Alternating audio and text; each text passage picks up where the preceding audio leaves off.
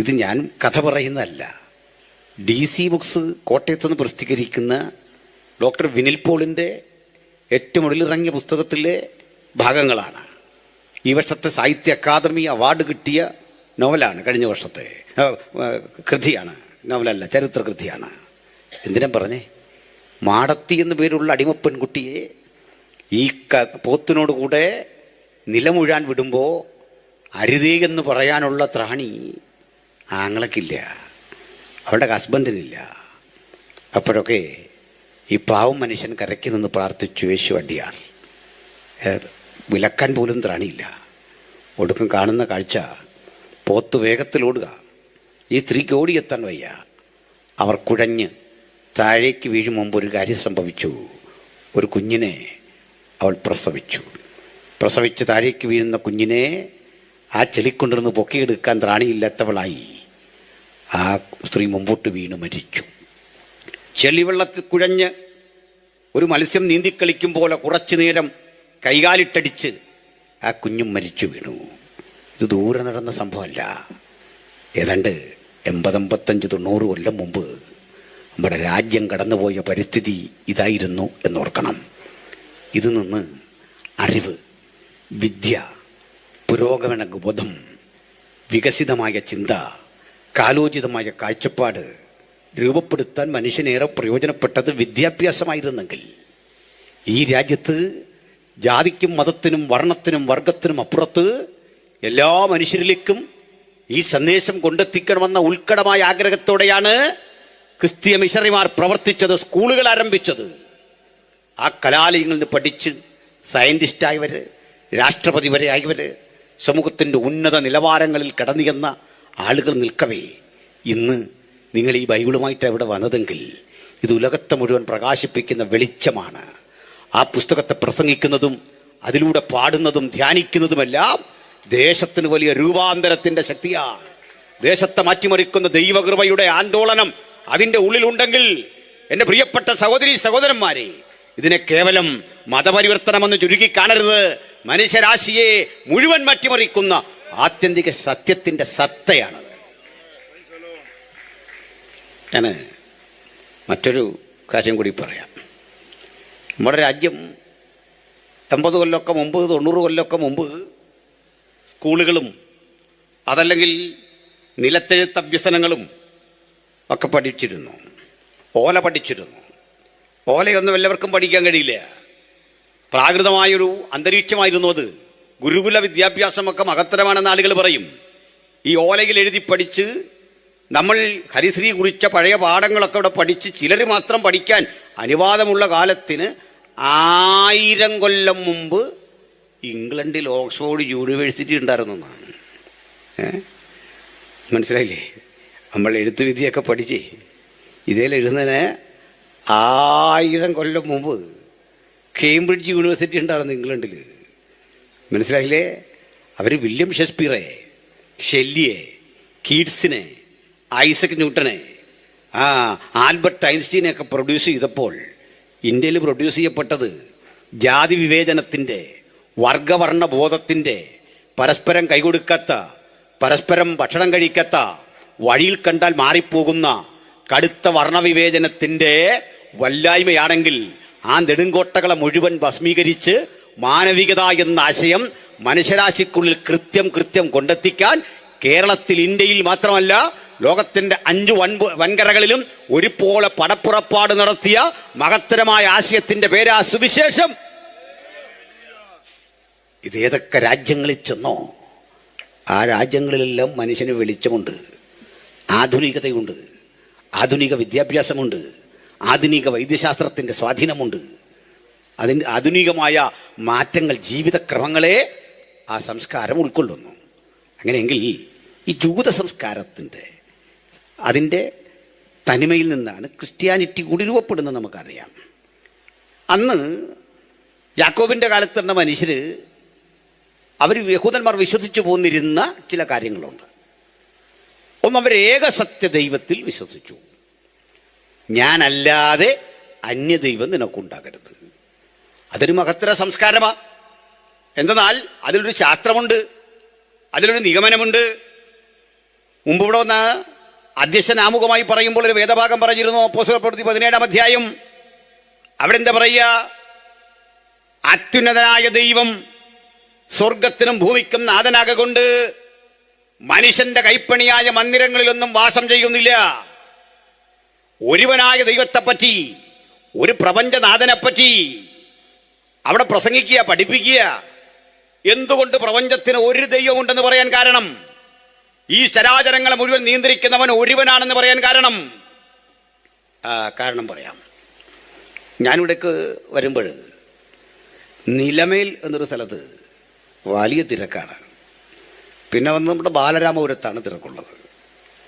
ബാലരാമപുരത്തും നല്ല തിരക്കുണ്ട്. കാരണം റോഡ് ക്രോസ് ചെയ്ത് പോകുന്ന വാഹനങ്ങളുണ്ട്, അത് തടഞ്ഞ് വിടണം. അപ്പോൾ അവിടെ ഒരു 2-3 പോലീസുകാരുണ്ട്. ഇവർ 3 പേരും 3 രൂപത്തിൽ കൈ കാണിച്ചാൽ എന്തു സംഭവിക്കും? വണ്ടി ഇടിക്കും, വലിയ ആക്സിഡൻ്റ് ആവും. അതിന് ഇവർ തമ്മിലൊരു ധാരണയിൽ അതിലൊരു ക്യാപ്റ്റനുണ്ട്, അതിലൊരു ഹെഡ് കോൺസ്റ്റബിളോ അല്ലെങ്കിൽ അസിസ്റ്റൻ്റ് സബ് ഇൻസ്പെക്ടറോ അങ്ങനെ ഉത്തരവാദിത്തപ്പെട്ട ഒരാൾ, അതിന് കീഴിലൊരു സിവിൽ പോലീസ് ഓഫീസർ അല്ലെങ്കിൽ ഹോം ഗാർഡ്, ഇവരൊക്കെ നിന്നിട്ട് പ്രധാനി ഒരുവൻ്റെ നിർദ്ദേശമനുസരിച്ച് കൈ കാണിച്ചില്ലെങ്കിൽ വണ്ടി ഇടിക്കും, ആക്സിഡൻ്റ് ഉണ്ടാകും. ഒരാൾ വേണം പ്രധാനി. 2 തരം ഉത്തരവ് വന്നാൽ പാലിക്കാൻ പറ്റില്ല. 2 തരം കാര്യങ്ങളാണ് പറയുന്നതെങ്കിൽ യോജിച്ചു പോകാനാവില്ല. ഇത് ഞാൻ പറയുന്നതല്ല.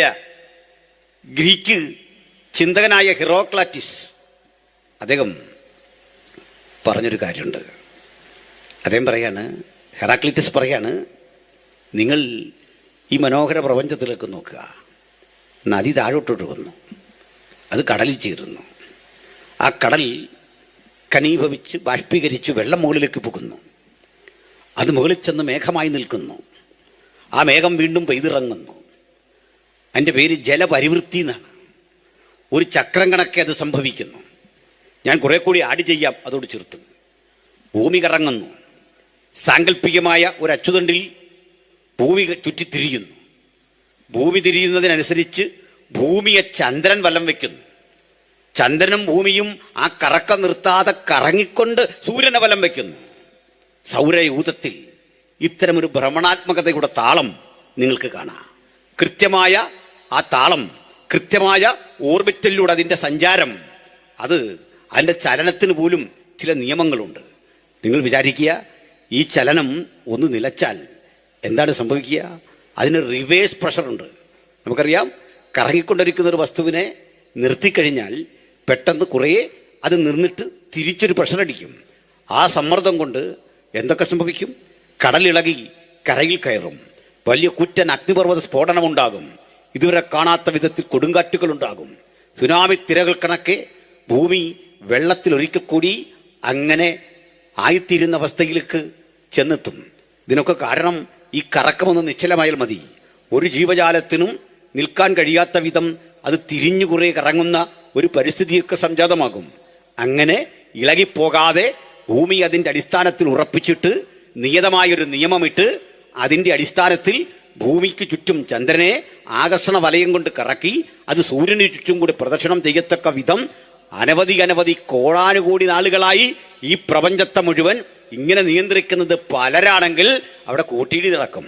പക്ഷേ അണുവിട തെറ്റാതെ, ക്രമം തെറ്റാതെ കൃത്യമായ ഋതുക്കളും ഹേമന്തവും ശിശിരവുമൊക്കെ നമുക്ക് തന്നുകൊണ്ട്, മനോഹര കാലാവസ്ഥ തന്നുകൊണ്ട് ഈ ഭൂമിയെയും ചരാചരങ്ങളെയും മുഴുവൻ നിയന്ത്രിച്ചാക്കുന്ന ഒരു സർവാധികാരി ഇതിൻ്റെ പിന്നിലുണ്ട് എന്ന് പറയുന്നത് ഉയർന്നൊരു സംസ്കാരമാണ്. അത് വലിയൊരു കാഴ്ചപ്പാടാണ്. അങ്ങനെ ഏകസത്യ ദൈവത്തെക്കുറിച്ച് അവർ പറഞ്ഞു. എന്താ പറഞ്ഞു?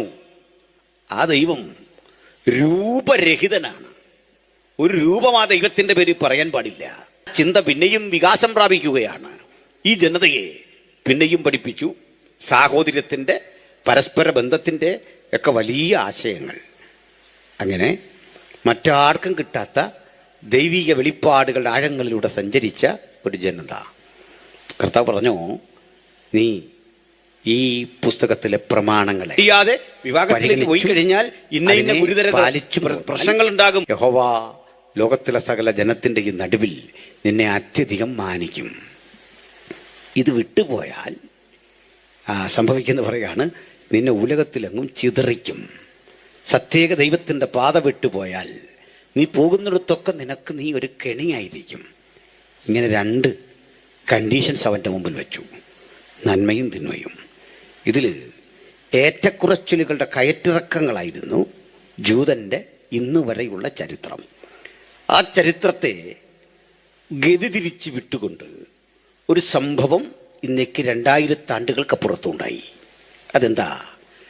കർത്താവായ യേശുക്രിസ്തു എന്ന ദൈവപുത്രൻ്റെ ജഡപ്രവേശം, അല്ലെങ്കിൽ ദൈവപുത്രൻ മനുഷ്യപുത്രനായി ജഡത്തിൽ വന്നു. ചിതറിക്കിടക്കുന്ന, പരസ്പരം ഏറ്റുമുട്ടുന്ന, കലഹിക്കുന്ന, ദൈവവഴി വിട്ടുപോയ ജൂത സംസ്കാരത്തെ, ജൂത സമൂഹത്തെ തൻ്റെ ജീവിതം കൊണ്ടൊരു കാര്യം പഠിപ്പിച്ചു. യെശയ്യാ പ്രവചിച്ചിരുന്നല്ലോ, ഒരു രാജാവ് നീതിയോടെ വാഴും. നീതിയോടെ വാഴുന്ന രാജാവായവൻ ജഡത്തിൽ വെളിപ്പെട്ടു വന്നപ്പോൾ ജൂത സമൂഹം അവനെ തിരസ്കരിച്ചു. സ്വന്തം ശിഷ്യൻ ഒറ്റിക്കൊടുത്തു. 30 വെള്ളി നാണയങ്ങൾ വിലയിട്ടുകൊണ്ട് ഒറ്റിക്കൊടുത്തു. പക്ഷെ സന്തോഷം, യേശുക്രിസ്തുമായി ബന്ധപ്പെട്ട് 240 പരം പ്രവചനങ്ങൾ പ്രത്യക്ഷവും പരോക്ഷമായി പഴയ നിയമത്തിൻ്റെ പലയിടങ്ങളിൽ കിടക്കുന്നു. തിരുവെഴുത്ത് നിവൃത്തിയാകാൻ സംഗതി വരേണ്ടതിന് യേശുക്രിസ്തുമായി ബന്ധപ്പെട്ട് നടന്ന സംഭവങ്ങളെല്ലാം തന്നെ കൃത്യതയോടെ അവനിൽ നിറവേറി. ഒടുക്കം കർത്താവായ യേശുക്രിസ്തുവിൻ്റെ തിരുപ്പിറവിയുടെ ആത്യന്തിക ലക്ഷ്യം ഉലകം മുഴുവൻ ദൈവത്തോട് നിരപ്പ് പ്രാപിക്കുക. ദൈവ പദ്ധതിയിലെ നിർണായകമായ ഒരാഹ്വാനം അങ്ങനെ സംജാതമായപ്പോൾ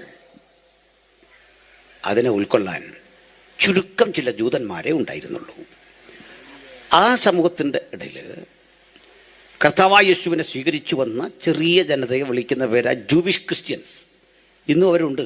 ജൂവിഷ് ക്രിസ്ത്യൻസ് ചെറിയൊരു വിഭാഗം ആളുകളാണ്. ജൂതന്മാരുടെ ആ 12 ഗോത്രങ്ങൾ ഇന്നും നിലനിൽക്കുന്നുണ്ട്. അവരിൽ അപ്രത്യക്ഷരായവരെയൊക്കെ DNA ടെസ്റ്റ് വഴി കണ്ടെത്തുന്നുണ്ട്.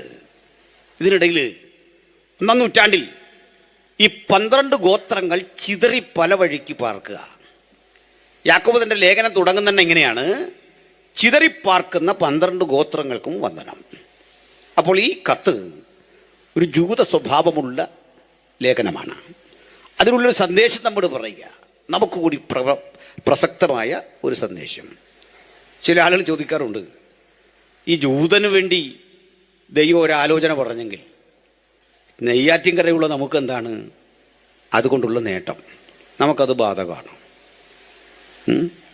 നെയ്യാറ്റിൻകരക്കാർക്ക് എഴുതിയ ലേഖനം ഉണ്ടാവും, തിരുവനന്തപുരംകാർക്ക് എഴുതിയ ലേഖനം ഇല്ലല്ലോ, കൊരിന്ത്യർക്കല്ലേ. അതിന് നമ്മൾ വായിക്കുന്നത് സാമാന്യ യുക്തിയാണ്. പക്ഷെ ഒരു കാര്യമുണ്ട്, കേരളത്തിലെ ഹൈക്കോടതി ഒരു വിധി പുറപ്പെടുവിച്ചു. ആ വിധിയുടെ വ്യാപ്തി എവിടെ വരെയാണെന്ന് അറിയണ്ടേ? കേരളവും ലക്ഷദ്വീപും അല്ല, കോടതിക്ക് എത്രമേ ജൂറിസ്ഡിക്ഷനുള്ളൂ. പക്ഷെ ആ വിധി ഇന്ത്യ മുഴുവൻ ബാധകമാണ്. മനസ്സിലായില്ല? അലഹബാദിലെ ഹൈക്കോടതി വിധിയിട്ട കേരളം വരെ ബാധകമാണ്, ഇന്ത്യയിലെവിടെയും ബാധകമാണ്. നിങ്ങൾക്ക് താല്പര്യമില്ലെങ്കിൽ സുപ്രീം കോടതി പോയി ഒന്ന് ചലഞ്ച് ചെയ്യാം. സുപ്രീം കോടതി ചിലപ്പോൾ അത് റദ്ദ് ചെയ്തേക്കാം ആ വിധി. ഹൈക്കോടതികളുടെ അധികാരം എന്താ? കേവലം ആ ടെറിട്ടറി മാത്രമല്ല അതിൻ്റെ അധികാരം. അതിന് കേന്ദ്ര ഗവൺമെൻറ് നോട്ടീസ് അയക്കും, NIAക്ക് നോട്ടീസ് അയക്കും, CBIക്ക് നോട്ടീസ് അയക്കും. ഇവിടെ വരാൻ വിളിക്കും, കൊച്ചി വന്നേ പറ്റൂ, അതിൻ്റെ പ്രതിനിധി വരണം, കാര്യം പറഞ്ഞേ പറ്റൂ. അങ്ങനെയൊക്കെ നിയമമുണ്ട്. അതാണ് അടുത്ത കാലത്ത് നമ്മൾ കോടതിയിൽ കണ്ട, സുപ്രീം കോടതി കണ്ടൊരു വിധി. ഗവർണർമാരെ ശാസിച്ചുകൊണ്ട് ഒരു വിധി പുറപ്പെടുവിച്ചിരിക്കുന്നു. ഹൈക്കോടതി പുറപ്പെടുവിച്ചാലും മതി ആ വിധി. ഹൈക്കോടതി പുറപ്പെടുവിച്ചാൽ, മദ്രാസിലെ ഹൈക്കോടതി പുറപ്പെടുവിച്ചാൽ അതിനങ്ങ് അരുണാചൽ പ്രദേശും കാശ്മീരും വരെ വാല്യുണ്ട്. മനസ്സിലായോ? ഹൈക്കോടതിക്കുള്ള വലിയ അധികാരമാണത്. സുപ്രീം കോടതിയുടെയും ഹൈക്കോടതിയുടെയും ഓർഡറുകൾ രാജ്യ നിയമമായി മാറും. എൻ്റെ ഇടയ്ക്ക് നിങ്ങളുടെയൊക്കെ വാട്സാപ്പിൽ രസകരമായൊരു സന്ദേശം വരാറുണ്ട്. സുപ്രീം കോടതിയുടെ ഓർഡറാണെന്നൊക്കെ പറഞ്ഞ് സുവിശേഷം പ്രസംഗിക്കുന്നവരെ തടഞ്ഞാൽ 2 കേസ് വരുമെന്നൊക്കെ പറഞ്ഞ് അത് തെറ്റായ ഫേക്കായിട്ടുള്ളൊരു ന്യൂസാണ് പരക്കുന്നത്. നിങ്ങൾ ഷെയർ ചെയ്യാൻ പാടില്ല. അങ്ങനെയല്ല വിധി പുറപ്പെടുവിക്കുന്നതിൻ്റെ സ്വഭാവം. ആരോ ഉണ്ടാക്കി വിട്ടാൽ അതൊക്കെ എവിടുന്ന് പോയി എന്നൊക്കെ അറിഞ്ഞാൽ വേണമെങ്കിൽ കോടതിക്ക് വേറെ കേസെടുക്കാം. അപ്പം ഞാൻ പറഞ്ഞു വന്നത്, കോടതികളുടെ വിധി, എനിക്കെതിരൊരു വിധി ഇടുക, പൊതു താല്പര്യമുള്ളൊരു വിധി, ആ വിധി നിങ്ങൾക്കും ബാധകമാണ്. മനസ്സിലായില്ലേ? എല്ലാവർക്കും ബാധകമാണ്. അത് നിയമമാകും, രാജ്യത്തിൻ്റെ നിയമമാകും. അപ്പോൾ ഹൈക്കോടതിയുടെ, സുപ്രീം കോടതിയുടെ, ബാക്കി കോടതികൾക്കൊന്നും അധികാരമില്ല.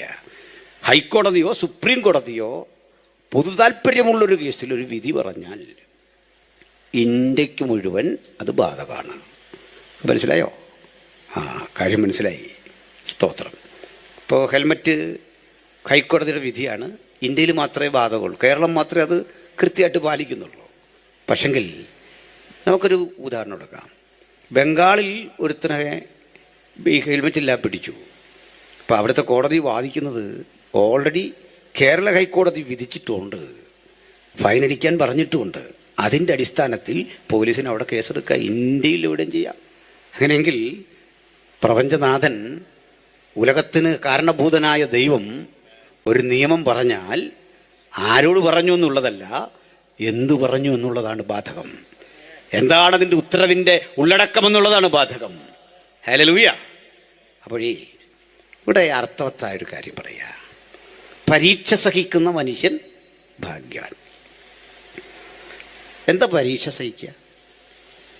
അടുത്ത വാക്യം പറയുന്നത്, ദൈവം പക്ഷേ ദോഷങ്ങളാൽ ആരെയും പരീക്ഷിക്കുന്നില്ല.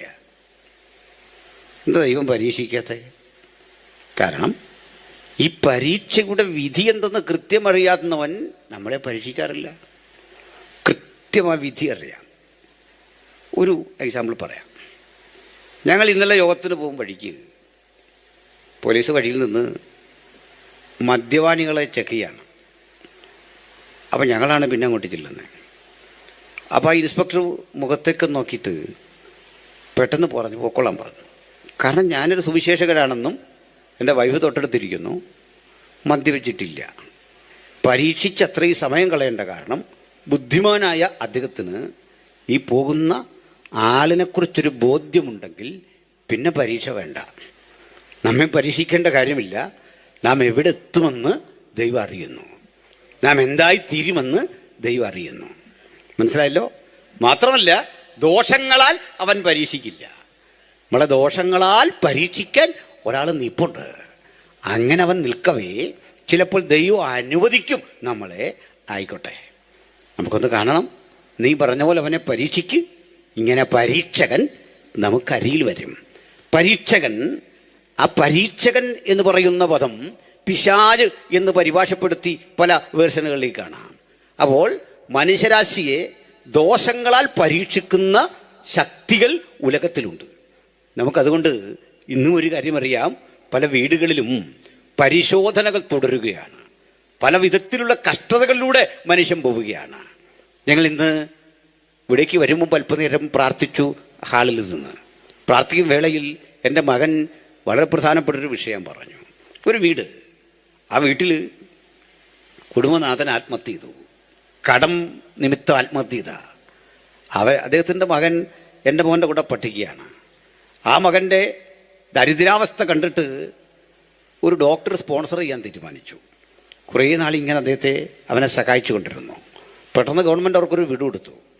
ഈ വീടിൻ്റെ പണിക്ക് വേണ്ടി ഈ പയ്യൻ സഹായിയായി നിന്ന് പണി ചെയ്തുകൊണ്ടിരിക്കവേ ഭിത്തിയുടെ മുകളിൽ താഴെ വീണ് കാലൊടിഞ്ഞു. കാലൊടിയുമ്പോഴേക്ക് പ്ലാസ്റ്റർ ഇട്ട് കിടക്കുകയാണ്. എക്സാം വരുന്നു. എക്സാം വരുമ്പോഴേക്ക് അവന് ഏതാണ്ട് 25,000 ഈ കമ്പ്യൂട്ടർ ആപ്ലിക്കേഷൻ അത്രയും പണം അടയ്ക്കണം പെട്ടെന്ന്. അപ്പോൾ ഈ ഡോക്ടറെ വിളിച്ചു. ഡോക്ടർ സ്വാഭാവികമായിട്ട് കോളേജ് വിളിച്ചപ്പോൾ 1 മാസമായിട്ട് ഇവൻ വരുന്നില്ല എന്നത് ആളൊരു ഉഴപ്പനാണെന്ന് കണ്ടെത്തുന്ന പോലെ ആയിത്തീർന്നു. ഇപ്പോൾ ഡോക്ടർക്ക് സഹായിക്കാൻ തോന്നുന്നില്ല. നിങ്ങൾ മനസ്സിലാക്ക്, ഇതൊരു പരീക്ഷയാണ്. ഒരു കൊച്ചുകുട്ടിയാണ്, അവന് താങ്ങാൻ കഴിയുന്നതിനപ്പുറത്താണ്. എന്താണ്? അപ്പൻ മരിക്കുന്നു, വീട് നഷ്ടമാകുന്നു, കൂലി കൊടുക്കാൻ ശേഷിയില്ലാത്ത കൊണ്ട് അവൻ പണിക്കിറങ്ങുന്നു. ആ പണി ചെയ്തുകൊണ്ടിരിക്കുന്നവൻ താഴെ വീണ് കാലൊടിക്കുന്നു. അവന് ഉന്നതമായൊരു ബിരുദം നേടാൻ വേണ്ടി കഴിയുന്ന വഴികളുടെ അന്ത്യത്തിലെത്തുമ്പോൾ ഇങ്ങനെ നിൽക്കുന്നു. നിങ്ങൾ കണ്ടിട്ടില്ലേ ഇത്തരം അവസ്ഥകൾ? ഇതൊരു പരിശോധനയാണ്. വീണ്ടും കാണാം, അനേകയിടങ്ങളിൽ പ്രായപൂർത്തിയായ കുഞ്ഞുങ്ങളുണ്ട്. അവർക്ക് സൗന്ദര്യമുണ്ട്, പഠിപ്പുണ്ട്, അത്യാവശ്യം പൈസ ഉണ്ടാകും വീട്ടിൽ. പക്ഷെ കല്യാണം നടക്കുന്നില്ല. കാരണം നാള് സംബന്ധിച്ച പൊരുത്തമുണ്ടാകുന്നില്ല, ചൊവ്വാദോഷമുണ്ടാകുന്നു. അല്ലെങ്കിൽ ഏതെങ്കിലും തരത്തിൽ ഈ നക്ഷത്രവുമായി ബന്ധപ്പെട്ട യോജിപ്പിൻ്റെ പൊരുത്തക്കേട് ചില കുട്ടികളെ ബുദ്ധിമുട്ടിക്കുന്നു. ഒരു പ്രായം വിവാഹത്തിലേക്ക് പോയി കഴിഞ്ഞാൽ ഇന്ന ഗുരുതര പ്രശ്നങ്ങൾ ഉണ്ടാകും എന്നവർ ഭയക്കുന്നു. ചിലതരം ജോലികൾ ആരംഭിക്കാൻ നിങ്ങൾക്ക് സമയം പറഞ്ഞു തരുന്നു, അങ്ങോട്ടോ ഇങ്ങോട്ടോ തെറ്റിയാൽ അത് പ്രശ്നമാകുന്നു. നിങ്ങൾ ഒരു വീട് വെക്കുന്നു, ആ വീട് വെക്കുമ്പോൾ ആ വീടിൻ്റെ ദർശനം എങ്ങനെ വേണം എന്നത് സംബന്ധിച്ച് ആശങ്ക ഉണ്ടാകുന്നു. ഒടുക്കം ഏതെങ്കിലും തരത്തിൽ അതിൻ്റെ ക്രമം തെറ്റിപ്പോയാൽ, അവിടെ ഒരു രോഗി വന്നാൽ ആളുകൾ ഇതേക്കുറിച്ച് ചിന്തിച്ച് ചേർത്ത് വലിയ മാനസികമായ വ്യഥകളിലെത്തുന്നു. ഞാൻ പറഞ്ഞു, ഇതെല്ലായിടത്തും ഒരു രൂപത്തിലല്ലെങ്കിൽ മറ്റൊരു രൂപത്തിൽ ഇത്തരം പ്രശ്നങ്ങളെ കാണാൻ നമുക്ക് ധാരാളമായിട്ട് സാധിക്കും. ദൈവദാസന്മാരായ ഞങ്ങൾ ഇതേക്കുറിച്ചാണ് പറയുക. ചില വീടുകൾ ബന്ധിക്കപ്പെട്ടിരിക്കുന്നു, ചില വ്യക്തികൾ ബന്ധിക്കപ്പെട്ടിരിക്കുന്നു. ആ ബന്ധനം അക്ഷരാർത്ഥത്തിൽ ഒരു ചങ്ങല കൊണ്ടുള്ളതല്ല. അദൃശ്യ മണ്ഡലത്തിൽ മനുഷ്യജീവിതത്തിൻ്റെ മുമ്പോട്ടുള്ള സുഗമമായ യാത്രയ്ക്ക് വിഘാതം വരത്തക്ക വിധത്തിൽ പരീക്ഷകൻ അടുത്തു വന്ന് അദൃശ്യമായൊരു ചങ്ങലയിൽ കെട്ടി മുന്നേറാൻ കഴിയാത്തവണ്ണം നിങ്ങളെ തളച്ചിട്ടിരിക്കുന്നു. ഒരു കാര്യം ഞങ്ങൾ ഉറപ്പു പറയാം, ലോകത്തിലൊരു ശക്തിക്കും നിങ്ങളെ രക്ഷിക്കാൻ കഴിയുകയില്ല. ലോകത്തിലൊരു കർമ്മ സംവിധാനങ്ങൾക്കും എത്ര കോടി പണം ചിലവഴിച്ചാലും അതിനകത്തുനിന്ന് പുറപ്പെട്ടു വരാൻ കഴിയുകയില്ല. ഒരു കൗൺസിലിംഗ് സെന്ററിനും നിങ്ങളെ രക്ഷിക്കാൻ കഴിയില്ല. പക്ഷേ ഒരു കാര്യം വ്യക്തതയോടെ അനുഭവങ്ങൾ നിങ്ങൾ പറയാം, ഏത് ദോഷം ബാധിച്ചവനെയും, ഏത് ക്രമക്കേട് ബാധിച്ചവനെയും, ഏത് തകർച്ചയിലകപ്പെട്ടവനെയും ഈ രാത്രി മാടി വിളിച്ച് രക്ഷ സൗജന്യമായി കൊടുക്കാൻ കഴിയുന്ന ഒരൊറ്റ വ്യക്തിത്വം ഉലകത്തിലുള്ളൂ. അവിടുത്തെ പേരാണ് കർത്താവായ യേശുക്രിസ്തു. അതുകൊണ്ട് ഈ രാത്രി വചനം കേൾക്കുന്നവരെ, നിങ്ങൾ അകപ്പെട്ടിരിക്കുന്ന ദോഷം എന്തുമാകട്ടെ അത് മാറ്റിമറിച്ച് ക്ഷേമകരമായ ഒരു ജീവിതത്തിന്റെ വഴിയിലൂടെ നിങ്ങളെ നയിക്കാൻ കഴിയുന്നവനെയാ ഞങ്ങൾ ഇന്ന് രാത്രി ഉയർത്തുന്നത്. ഞാൻ ഉയർത്തപ്പെട്ടാൽ സകലരും എങ്കിലേക്ക് ആകർഷിക്കപ്പെടുമെന്നരുളിയ യേശുവിനെ ഉയർത്തുന്ന ഇടത്ത് ഇരുട്ടിന്റെ ശക്തികൾക്ക് നിൽക്കാൻ കഴിയുകയില്ല. നോക്കണം, ആഭിചാര കർമ്മങ്ങളുടെ ഗൂഢപ്രവൃത്തികൾക്ക് അവിടെ കടന്നു വരാൻ കഴിയയില്ല. പകൽ സൂര്യനെങ്കിലും രാത്രി ചന്ദ്രനെങ്കിലും യഹോവ ഒരു ദോഷവും തട്ടാതെ നിന്നെ കാത്തു പരിപാലിക്കും. യഹോവ നിന്റെ ഗമനത്തെയും ആഗമനത്തെയും ഇന്നു മുതൽ എന്നേക്കും സ്വസ്ഥമാക്കും, അനുഗ്രഹപ്രദമാക്കും. ഹല്ലേലൂയ. സംശയമുണ്ടോ? സംശയം ഉണ്ടെങ്കിൽ പ്രാർത്ഥിക്കാൻ പോര്.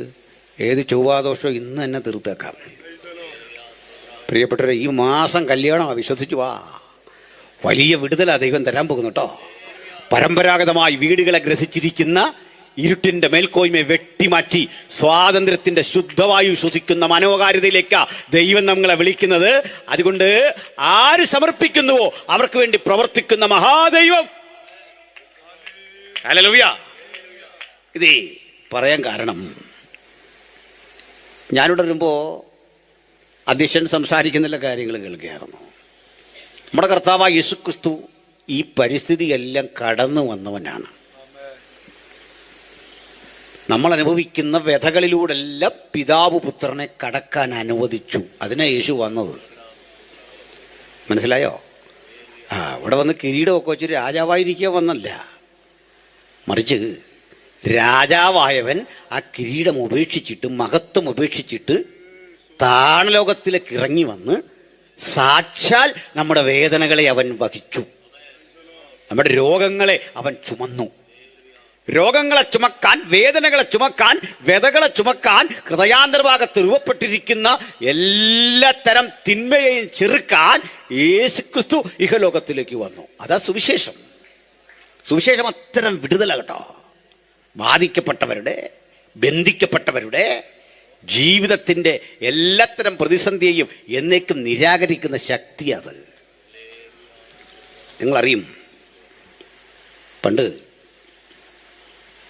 നമ്മുടെ രാജ്യത്ത് കർണാടകക്കാരിയായ ഒരു സഹോദരി ഉണ്ടായിരുന്നു. അവരുടെ പേര് പണ്ഡിറ്റ് രമാബായി എന്നായിരുന്നു. പണ്ഡിത രമാബായി. രമാബായി ഒരു ചിത്പാവൻ ബ്രാഹ്മണ കുടുംബത്തിൽ ജനിച്ചു വളർന്ന പെൺകുട്ടിയാണ്. ബ്രാഹ്മണരിലെ ഏറ്റവും കൊടിയ ആളാണ് ഈ പെൺകുട്ടി. വളരെ ബാല്യത്തിൽ തന്നെ അപ്പനോടും അമ്മയോടുമൊക്കെ ചേർന്ന് പഠനം നടത്തി. പഠിച്ച് സംസ്കൃതത്തിൽ വലിയ പാണ്ഡിത്യം. അവൾ പൗരാണികങ്ങളായ കൃതികളൊക്കെ സംസ്കൃതത്തിൽ നന്നായി ഉച്ചരിക്കാനും പഠിപ്പിക്കാനും പഠിച്ച് ചെറുപ്പത്തിലെ ഈ ബിരുദം കിട്ടി, പണ്ഡിറ്റ് രമാബായി. അവരൊരു കുടുംബമായി അനുഭവിച്ച ചില നിരാശകൾക്ക് നടുവിൽ ഒരു വിടുതൽ തേടി ഒരു ദീർഘകാലടിസ്ഥാനത്തിലെ തീർത്ഥാടനത്തിന് തയ്യാറായി. അപ്പനമ്മയും ഈ പെൺകുട്ടിക്കും കുടുംബവും ഒക്കെ ഉണ്ട്.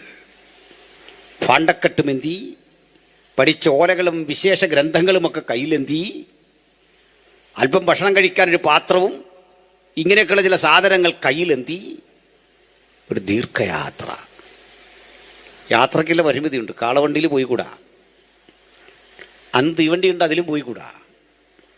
കാരണം തീവണ്ടിയിൽ അവർ കടന്നാൽ അവർക്കുണ്ടാകാവുന്ന അസ്പർശ്യത അതവരുടെ ബ്രാഹ്മണിക്കലായ ബോധത്തിനെതിരായി.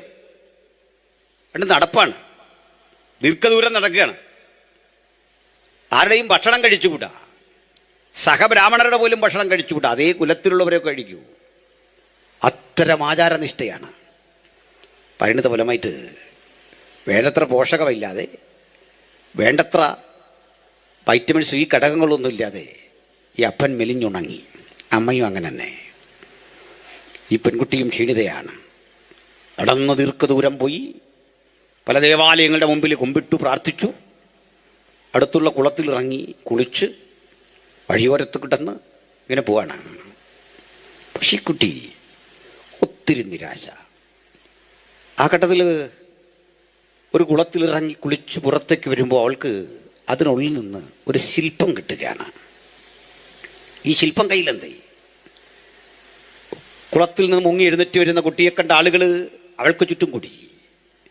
അവൾക്കൊരു ദിവ്യ പരിവേഷം കണ്ടു. അവൾ അരികിലേക്ക് ചെന്ന് അനുഗ്രഹം കൈപ്പറ്റാൻ ആളുകൾ ഓടിക്കൂടി. അവളോട് ആളുകൾ പറഞ്ഞു, നീ ഇങ്ങനെ കൈവച്ചാൽ മതി, മാറോടടുക്കി പിടിച്ചിട്ട് ശില്പം മാറോടടുക്കി പിടിച്ചിട്ട് നീ ആ കരമിങ്ങനെ ഒന്ന് ചൂണ്ടിയാൽ മതി. എല്ലാവരും അവൾക്ക് തൊടാൻ പറ്റില്ല, കാരണം അയിത്തമുണ്ട്. അത്ര ഉയർന്ന ജാതിക്കാരിയാണ്. കുറേ നാളിലെ യാത്രക്കനന്തരം പിതാവ് പട്ടിണി നിമിത്തം മരിച്ചു. തങ്ങൾ കിട്ടുന്ന വഴിപാടും നാണയത്തൊട്ടുകളുമൊന്നും അവർക്ക് ആഹാരം കഴിക്കാൻ ഉതകുന്നില്ല. കടകളിലെ ഭക്ഷണം കഴിക്കാൻ നിഷിദ്ധമാണ്. ഇങ്ങനെ അപ്പൻ മരിച്ചപ്പോൾ അവൾക്ക് വല്ലാത്ത ദുഃഖം. തൻ്റെ കയ്യിൽ നിന്ന് ശില്പത്തോട് ചോദിച്ചു, ഞാൻ അനേകർക്ക് നിന്നിലൂടെ ഒരു ആശ്വാസമുണ്ടെന്ന് പറഞ്ഞ് അനുഗ്രഹം കൊടുത്തു, പക്ഷെ ഇന്നുവരെ എനിക്കത് ആസ്വദിക്കാൻ കഴിയുന്നില്ല. അപ്പൻ മരിച്ചു, അമ്മ പ്രാണവായു വലിച്ചു കിടക്കുന്നു, നിനക്ക് രക്ഷിക്കാനാകുമോ? ഒടുക്കം അന്ന് രാത്രി കിടന്നുറങ്ങുമ്പോൾ അവൾക്ക് ജീവിക്കുന്ന ദൈവത്തിൻ്റെ സാന്നിധ്യം അനുഭവേദ്യമായി. ഉണർന്ന അവൾ ഈ ശില്പം വലിച്ചെറിഞ്ഞ് യേശുവിനെ അനുഗമിച്ചു. യേശുവിൻ്റെ പിന്നാലെ യാത്രയായി. വഴിയോരത്ത് കണ്ടുമുട്ടിയ ഒരു സുവിശേഷക നിമിത്തം കൂടുതൽ വചനത്തിൽ കരുത്താർജിച്ചു. ആ പെൺകുട്ടി ഇന്ത്യയുടെ പല ഭാഗങ്ങളിൽ സഞ്ചരിച്ചു. ഇംഗ്ലീഷ് പഠിച്ചു, ഹിന്ദി പഠിച്ചു, മറാഠി പഠിച്ചു. അമേരിക്കയിലും ഇംഗ്ലണ്ടിലുമൊക്കെ യാത്രയായി. ഈ സ്ഥലങ്ങളിൽ യാത്ര കഴിഞ്ഞ് ഇന്ത്യയിൽ വന്ന് പൂനെയിലെ ഒരു പ്രത്യേക സ്ഥലം തിരഞ്ഞെടുത്ത് 300-350 ഏക്കറിൽ ഒരു സ്ഥാപനം രൂപപ്പെടുത്തി. സതി എന്നറിയപ്പെടുന്നൊരു ദുരാചാരം നമ്മുടെ രാജ്യത്തിൽ നടക്കുമ്പോൾ 12-10 വയസ്സുള്ള പെൺകുട്ടികളെ 80 വയസ്സുള്ള കാരണവന്മാർ വിവാഹം കഴിക്കുന്ന, പ്രായാധിക്യം കൊണ്ട് അവർ മരിച്ചു വീഴുന്ന പ്രാകൃതമായൊരു സംസ്കാരത്തിനെതിരെ അവൾ സമരം ചെയ്യുകയല്ല ചെയ്തത്. നിരന്തരം കത്തിടപാടുകളിലൂടെ ഈ തിന്മയെക്കുറിച്ച് ബ്രിട്ടീഷ് ഗവൺമെൻറ്റിനെ അറിയിക്കുകയും സതി ഒറ്റപ്പെടുത്തി ഓടിപ്പോകുന്ന കാട്ടിലുമൊക്കെ വസിച്ച പെൺകുട്ടികളെ കൊണ്ടുവന്ന് കൈകാലുകൾ നഷ്ടപ്പെട്ടവരെ, സമൂഹത്തിന് വേണ്ടാത്തവരെ ജാതിക്കും മതത്തിനും വർണ്ണത്തിനും വർഗത്തിനും അതീതമായി പാർപ്പിച്ചുകൊണ്ട് 3000-ൽ പരം അന്തേവാസികൾക്ക് ഒരുമിച്ച് പാർക്കാൻ പാകത്തിലുള്ള സ്ഥാപനം അന്ന് രൂപപ്പെടുത്തി. ഇത് കഥ പറയുകയല്ല. 1960-ൽ ഇന്ത്യ മഹാരാജ്യം ആ പെൺകുട്ടിയെ പുരസ്കരിച്ചുകൊണ്ട് ഒരു തപാൽ സ്റ്റാമ്പ് പുറത്തിറക്കുകയുണ്ടായി. ഇന്ത്യ പോലൊരു രാജ്യം ആദരിക്കുന്ന ഒരു സ്ത്രീ അല്ലായിരുന്നെങ്കിൽ ഇത്തരം തപാൽ സ്റ്റാമ്പ് പണ്ഡിത രമാബായിയുടെ പേരിൽ പുറത്തിറക്കുമായിരുന്നില്ല. അവിടെ ഞാൻ എന്താണ് പറയാൻ വന്നറിയണ്ടേ? അവരുടെ ഒരു വലിയ പ്രാർത്ഥന ഹാളുണ്ട്. ആ ഹാളിൽ ഒരുമിച്ചിരുന്ന് പ്രാർത്ഥിക്കവേ അവിടെ ഒരു പെൺകുട്ടി പ്രാർത്ഥനയുടെ വേളയിൽ ഒരു സംശയം ചോദിക്കുകയാണ്. അപ്പോസ്തലപ്രവൃത്തി 2-ാം അധ്യായം ഞാനിതാ വായിച്ചിരിക്കുന്നു. ആ വായിച്ച അനുഭവം പോലെ ഇന്നും സാധ്യമാകുമോ? അവിടെ കാണുന്നു, അഗ്നിജാല പോലെ വിളനിരിക്കുന്ന നാവുകൾ പ്രത്യക്ഷമായിക്കൊണ്ട് ദൈവപരിശുദ്ധാത്മാവിന്റെ സാന്നിധ്യത്തിൽ ആളുകൾ ആത്മാവിൽ ദൈവത്തെ സ്തുതിക്കുന്നു, അന്യഭാഷകളിൽ ദൈവത്തെ സ്തുതിക്കുന്നു. ഇതിന്നും അർത്ഥവത്താണോ? ആ സഹോദരി പറഞ്ഞു, പ്രാർത്ഥിക്കുക, ദൈവം ഇടപെടട്ടെ. പിന്നെ കാണുന്ന കാഴ്ച അത്ഭുതജനകമായിരുന്നു. ആ ഹാളിൽ ഒരു പെൺകുട്ടിയുടെ ശരീരത്തിൽ ആളിപ്പടരുന്ന തീയുടെ കാഴ്ച അവർ കണ്ടു. ശരീരത്തിലൂടെ തീ വമിക്കുമ്പോൾ ആളുകൾ തൊട്ടിയിൽ കൊണ്ടത് വെള്ളമൊഴിച്ചു തീ കെടുമെന്നോർത്താണ്. പക്ഷെ ശരീരം പൊള്ളാതെ ആളിക്കത്തുന്ന തീയെക്കുറിച്ച് അപ്പോസ്തലപ്രവൃത്തി വായിച്ചവർക്ക് സംശയം തോന്നിയില്ല. അനുഭവങ്ങൾ ആഴ്ചകളോളം നീണ്ടു നിൽക്കുന്ന അവസ്ഥയിലേക്ക് ആ സമൂഹത്തിൽ പലരെയും സ്വാധീനിച്ചെങ്കിൽ 1906 ഇന്ത്യ മഹാരാജ്യത്തിൽ രേഖപ്പെടുത്തി വച്ചിരിക്കുന്ന ആദ്യത്തെ പരിശുദ്ധാത്മ സാന്നിധ്യത്തിന്റെ അനുഭവം പണ്ഡിത രമാബായിയുടെ മുക്തി മിഷനിൽ രൂപപ്പെട്ടെങ്കിൽ ഒരു സാധാരണ സ്ത്രീക്ക് അന്ധവിശ്വാസത്തെ നിർമ്മാർജ്ജനം ചെയ്യാൻ തമ്പുരാൻ കൃപ കൊടുത്തെങ്കിൽ അങ്ങനെ ആരംഭിച്ചതാണ് ഇന്ത്യ മഹാരാജ്യത്തിന്റെ പലയിടങ്ങളിലുള്ള വേർപെട്ട ദൈവമക്കളുടെ കൂട്ടായ്മയെങ്കിൽ ജീവിക്കുക. ഒരു 1000 ഉറുപ്പിക ഇടുക, നിനക്ക് ഇത്ര രൂപ കിട്ടും. നേരാണത്. നിങ്ങൾ 1000 ഉറുപ്പിക ഇട്ടു, നിങ്ങൾ അല്പനേരം കഴിച്ചു കഴിയുമ്പോൾ ആ കളി വിജയിച്ചു, നിങ്ങൾക്ക് ഇതാ 10,000 ഉറുപ്പിക കിട്ടി. ഒരു കുഴപ്പമില്ല, വലിയ സന്തോഷം. കൈ നനയാതെ പണിയെടുക്കാതെ 10,000 രൂപ കിട്ടുമ്പോൾ സന്തോഷം വലുതാണ്. അടുത്ത ഘട്ടം വീണ്ടും നിങ്ങൾ ഇട്ടു, ഇത്തവണ നിങ്ങൾക്ക് 5,000 ഉറുപ്പിക കിട്ടിയേ. അങ്ങനെ കുറേ അങ്ങോട്ട് പോകുമ്പോൾ കിട്ടുന്നുണ്ട്. എല്ലാം കൂടെ 10,000-4,000 മുടക്കുള്ളൂ. അല്പം കഴിയുന്നു ഈ കമ്പനി നിങ്ങളെ ബന്ധപ്പെടുന്നു. കുറെ കൂടി മുന്തിയ തുക വെച്ചാൽ കൂടുതൽ കിട്ടും. അങ്ങനെ കിട്ടി പോകുന്ന നിങ്ങൾക്ക് ഇടയ്ക്ക് കിട്ടാതെയും വരുന്നു. അപ്പോൾ പറയും ഇതൊരു കളിയാണ്, ചിലപ്പോൾ ഇങ്ങനെ കുറഞ്ഞൊന്നും വരാം, തിരിച്ചു കിട്ടും, വീണ്ടും വിട്ടാട്ടെ. കുറെ കഴിയുന്നു, ഈ 10,000 ഒക്കെ വിട്ട് ലക്ഷങ്ങളിലേക്ക് കിടക്കുന്നു. ലക്ഷങ്ങൾ വീണ്ടും കൂടിയിട്ട് പണമുണ്ടാക്കാനുള്ള വ്യഗ്രതയിൽ കടം വാങ്ങുന്നു. അപ്പനോടും അമ്മയോടും പറയുന്നു പണം തരാൻ. കടം കിട്ടാൻ വഴികളെല്ലാം അടയുമ്പോൾ മയക്കുമരുന്നുകളുടെ കാരിയേഴ്സായിട്ട് മാറുന്നു. വലിയ ലോബികൾ നിങ്ങളെ സഹായിക്കാനുണ്ട്. ആധാരം പണയപ്പെടുത്തേണ്ടി വരുമേ. ഒത്തിരി കഥകൾ ഇങ്ങനെയുണ്ട്. ഇത് നിന്ന് രക്ഷപ്പെടണ്ടേ? ഞാനൊരു കാര്യം പറയാ, രക്ഷയില്ല സ്നേഹിത. ഊരി വരാൻ പാടാണെന്നേ. അധോലോകം നിന്നെ കൊല്ലും. നിന്റെ നെഞ്ചി പിളർന്ന് നിന്റെ ശരീരം പിളർന്ന് ആ കുടൽമാലകൾ പുറത്തെടുക്കും. ഈ പരിധിയിലേക്ക് എത്തും. ആരാട് ചെയ്തെന്ന് പോലും അറിയാത്ത വിധത്തിൽ വലിയ ലോബിയിങ്ങ. കുഞ്ഞുങ്ങൾ ഭയത്തിന്റെ കരുനീടില്ല. പക്ഷെ പേടിക്കേണ്ടെന്ന് ഉറപ്പോടെ പറയാൻ കാരണമുണ്ട്. ലോകത്താർക്കും രക്ഷിക്കാൻ കഴിയാത്ത ഒരധോലോകവും തൊടാതെ, ഒരു ദുഷ്ടനും തൊടാതെ, കണ്ണിന്റെ കൃഷ്ണമണി പോലെ നിന്നെ സംരക്ഷിക്കാൻ കഴിയുന്ന അധികാരമുള്ളവൻ ഒരുവനേയുള്ളൂ. അത് കർത്താവായ യേശു ക്രിസ്തുവാണ്. എന്നെ രക്ഷിക്കാൻ ആരുമില്ല എന്ന് നിങ്ങൾക്ക് തോന്നുന്നുണ്ടെങ്കിലേ ആ ഭാരമൊന്നും വേണ്ട. ഇതാ ഒരു പ്രാർത്ഥന നിന്റെ ജീവിതത്തെ മുഴുവൻ മാറ്റിമറിക്കുന്ന രഹോവത്തിന് ഇന്ന് ഹേതുവാകുമെങ്കിൽ, ആത്മഹത്യയുടെ മുനമ്പില് അതിന്റെ തകർച്ചയില നിങ്ങൾ നിൽക്കുന്നതെങ്കിൽ, ഇതാ പ്രവർത്തിക്കുന്ന ഒരു ദൈവം നമ്മുടെ മധ്യത്തിലുണ്ട്. ആ ദൈവത്തിന് ഹൃദയം കൊടുക്കാൻ ഇന്ന് നിനക്ക് സാധിക്കുമെങ്കിൽ ഒരു പൂർണ്ണ വിടുതലേ, ഒരു സമ്പൂർണ്ണ വിടുതലേ കർത്താവായ യേശു ക്രിസ്തുവിന്റെ രക്തം മുഖാന്തരം നമുക്ക് തരാൻ ശക്തനായി ദൈവത്തിന്റെ സാന്നിധ്യം നമ്മുടെ മധ്യത്തിലുണ്ടെന്ന്. ഹല്ലേലൂയ. ആർക്കും രക്ഷിക്കാൻ കഴിയാത്ത ഇത്തരം ആളുകളെ രക്ഷിക്കുന്ന പ്രവർത്തിക്കുക. ഞങ്ങൾ പറയുന്നതേ അദൃശ്യ ബന്ധനങ്ങളെ അഴിക്കുക. അതെങ്ങനെ എൻ്റെ പണി ഓപ്പറേറ്റ് അറിയണ്ടേ? കർമ്മം വേണ്ട, ക്രിയ വേണ്ട, നിങ്ങൾ പണം മുടക്കണ്ട. അഭിഷിക്തന്മാർ ഒന്ന് മുഴങ്കാലിരിക്കും. നിങ്ങളൊരു കാര്യം പറയും, ഇനി കുടിക്കില്ല കേട്ടോ, ഇനി വഷളായി ജീവിക്കരുത് കേട്ടോ, ഇനി ദൈവമകനാകണം കേട്ടോ, ഇനി പ്രാർത്ഥിക്കണം, പഴയ ജീവിതത്തിലേക്ക് പോകരുത് കേട്ടോ. ആ തീരുമാനം എടുത്തിട്ടേ നിങ്ങളൊന്ന് പ്രാർത്ഥിക്കാനിരുന്നേ.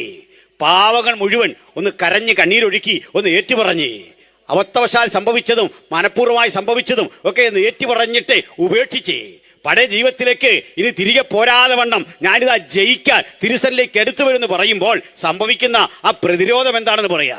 നിനക്കെതിരെ നിൽക്കുന്ന ജീവിതങ്ങളുടെ ചിന്ത പോലും മാറ്റിമറിച്ചിട്ട് ദൈവം വലിയ ചെയ്യും.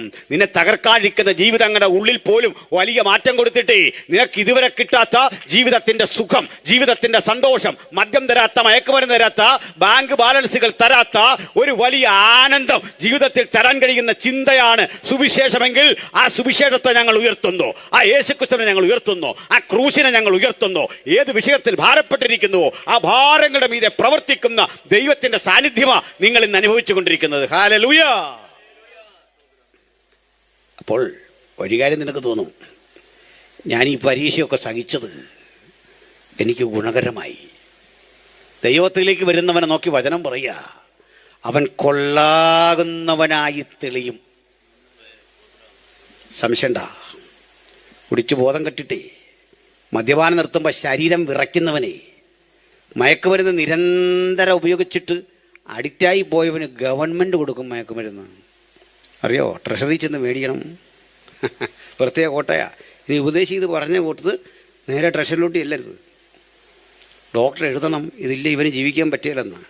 ഞാൻ തിരുവല്ല ട്രഷറി ഒരിക്കൽ ചെല്ലുമ്പോൾ സാങ്ഷൻ എടുക്കാൻ വേണ്ടി ചെന്ന സമയം അവിടെ കാണുന്നു 18 വയസ്സുകാരൻ മുതൽ 90 വയസ്സുകാരൻ വരെ കുത്തിയിരിക്കുക ഈ സാധനം കിട്ടാൻ. ഒരു കോട്ടയുണ്ട് അവർക്ക്, അത് മേടിക്കുക. നോക്കണേ, അല്ല ദേഹം വിറയ്ക്കുക. വല്ലാത്തൊരവസ്ഥയാണ്. കറുപ്പും മയക്കുമരുന്നുമൊക്കെ ഒരു ഡോസ് ചെറിയൊരളവിൽ അവർക്ക് കിട്ടും. എല്ലാവർക്കും ജീവിക്കാൻ വയ്യ. ഇതാ സ്ഥിതി.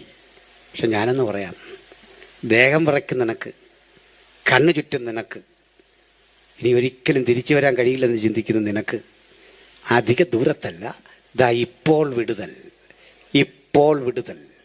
ഈ ഗ്യാരണ്ടി സുവിശേഷത്തിന് മാത്രമേ തരാൻ പറ്റൂ. ഇപ്പോൾ വിടുതൽ. 1 രൂപയുടെ ആവശ്യമില്ല കേട്ടോ. ഒരു കർമ്മകാണ്ഡങ്ങളിലൂടെ സഞ്ചരിക്കേണ്ട ആവശ്യമില്ല. ഇന്ന് രാത്രി നിൻ്റെ രക്ഷയാ. ഈ പ്രാർത്ഥനാ സ്ഥലത്തേക്ക് നോടിവാ സഹോദര. നിങ്ങളുടെ മകനിങ്ങനെയാണോ? ഒരു വിടുതലായി ഇന്ന്, സമ്പൂർണ്ണ സൗഖ്യമായി ഇന്ന്. അഭിഷിക്തന്മാർ അധികാരത്തോടെ കൽപ്പിച്ച് അവനിൽ വ്യാപരിച്ച ദുരാത്മാക്കളെ ഓടിച്ചു വിട്ടുകഴിഞ്ഞാൽ പിന്നെ അവയ്ക്ക് വരാൻ പറ്റില്ല. കാരണം ഇത്തരം പ്രവൃത്തികൾ പലപ്പോഴും ഈ കുട്ടികളെ കൊണ്ടൊക്കെ ചെയ്യുന്നവരാ. അത് ദുരാത്മാവാ, പിശാചുക്കളാ. അതുകൊണ്ട് അല്പം കഴിയുമ്പോൾ അവർക്ക് ഇത്തരത്തിൽ കുറ്റബോധം പിന്നെ തോന്നുന്നേ. ഞാൻ അതിനൊരു അനുഭവം നിങ്ങളോട് പറയാം. ഒരു ജയിലിൽ ഞാൻ സന്ദർശിച്ചു കൗൺസിലിങ്ങിന്. അപ്പം എൻ്റെ കൂടെ പോലീസുകാരുണ്ട് അടുത്ത്. ഞങ്ങളൊരു ടീമായിട്ട് പോയിരിക്കുകയാണ്. അപ്പോൾ ഈ ജയിലിൻ്റെ സിസ്റ്റം ഒരു T ആകൃതിയാണ്. നമ്മളിവിടെ ഇങ്ങനെ നിൽക്കും, ഇവിടെ അഴികളുണ്ട്. ഇവരുടെ സെല്ലുകൾ പിന്നെ അകത്തോട്ട്, അവിടെയും കോറിഡോറാണ്. ഇവരെ കോറിഡോറിൽ ഈ സെല്ല് തുറന്ന് അവിടെ വന്ന് കോറിഡോറിലിരിക്കും. നമുക്ക് സംസാരിക്കാം, പ്രസംഗിക്കാം. ഈ അഴിയുണ്ടെന്ന് മാത്രമേ ഉള്ളൂ, കാണാം. അപ്പോൾ ഞാനിവരോടൊരു ബന്ധം വേണം, അല്ലെങ്കിൽ ഇൻട്രാക്ഷൻ. എൻ്റെ ഭാഗമായിട്ട് ചോദിച്ചു, സന്തോഷമായിട്ടിരിക്കുന്നു. അപ്പോൾ ഒരു ചങ്ങാതി പറഞ്ഞു, ഇവിടെ എന്തോ സന്തോഷക്കുറവ്, ഇവിടെ സുഖമാണ്. ഒരു തർക്കുത്തരം പോലെ. അടുത്ത കാര്യം, ഈ ഓരോ ചോദ്യം ചോദിച്ചപ്പോൾ ഞാൻ ചോദിച്ചു, ഭക്ഷണമൊക്കെ വളരെ തൃപ്തികരം. അപ്പോൾ ഇന്ന് രാവിലെ എന്ത് കഴിച്ചു? ഉപ്പാവായിരുന്നു, പഴ ഉപ്പാവും. ഇന്നലെ വൈകിട്ട് അത് കഞ്ഞിയും കപ്പപ്പുഴുക്കും ഒക്കെ ഉണ്ടായിരുന്നു. ഇന്നലെ ഉച്ചയ്ക്ക് ഊണും മട്ടനുമായിരുന്നു. ഇങ്ങനെ ഓരോന്ന് പറഞ്ഞു. വീണ്ടും ഞാൻ ചോദിച്ചപ്പോൾ കഴിഞ്ഞ രാത്രി കഞ്ഞി പയറൊക്കെ ഉണ്ടായിരുന്നു. നല്ല ഭക്ഷണം അല്ലേ? കഴിച്ചോ? തൃപ്തിയായോ? തൃപ്തിയായി. ആട്ടെ, കഴിഞ്ഞ രാത്രി നിങ്ങളുടെ അമ്മ എന്ത് കഴിച്ചു കാണും പേടി? നിങ്ങളുടെ ഭാര്യ വീട്ടിൽ എന്ത് കഴിച്ചു കാണും? നിങ്ങളുടെ കുഞ്ഞെ വിശന്ന് കരഞ്ഞപ്പോൾ അതിനെന്ത് കൊടുത്തു കാണും?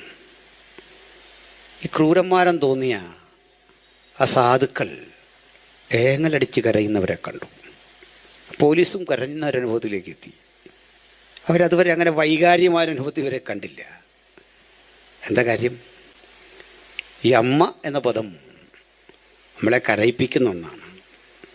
അതിന് ഞാൻ പറയാറുണ്ട്, ഏറ്റവും കഠിനാധ്വാനി, ഏറ്റവും ആദ്യം ഉണരുന്നവൾ, അവസാനം ഉറങ്ങുന്നവൾ, ഓരോ ഉറക്കത്തിലും ജാഗ്രതയോടിരിക്കുന്നവൾ, ചെയ്യുന്ന ജോലിക്കൊരിക്കലും അഭിനന്ദനം കിട്ടാത്തവൾ, അർഹതപ്പെട്ട കൂലി കിട്ടാത്തവൾ, അതാണ് അമ്മ. എല്ലാവർക്കും വിളമ്പി ഭക്ഷണമില്ലെങ്കിൽ, ഇന്നത്തെ സ്ത്രീക്ക് അതത്ര അറിയില്ലെങ്കിൽ, എൻ്റെ അമ്മയ്ക്ക്, പ്രായമുള്ളവരുടെ അമ്മയ്ക്ക് അറിവുള്ളൊരു കാര്യം, ആ മൺകലത്തിലൂടെ കൈ ഓടിച്ച് കല്ലും മറ്റ് മാലിന്യങ്ങളുമൊക്കെ കമ്പുമൊക്കെ കിടക്കുന്ന അവസാനത്തെ വറ്റ് വെള്ളമൊഴിച്ച് കഴിച്ചു എന്ന് വരുത്തി തീർക്കുന്ന അമ്മ. ഇങ്ങനെയൊക്കെയാണ് അമ്മ നമ്മളെ വളർത്തിയേ. കുഞ്ഞ് ഭക്ഷിക്കുന്ന അമ്മയ്ക്കിഷ്ടം, കുഞ്ഞിൻ്റെ വയറ് നിറയുന്ന അമ്മയ്ക്കിഷ്ടം. അറിയുന്ന അപ്പനുണ്ട് കേട്ടോ, നീ കഴിച്ചോ എന്ന് ചോദിക്കുന്ന അപ്പനുണ്ട് കേട്ടോ, പരിഗണിക്കുന്ന അപ്പനുണ്ട് കേട്ടോ.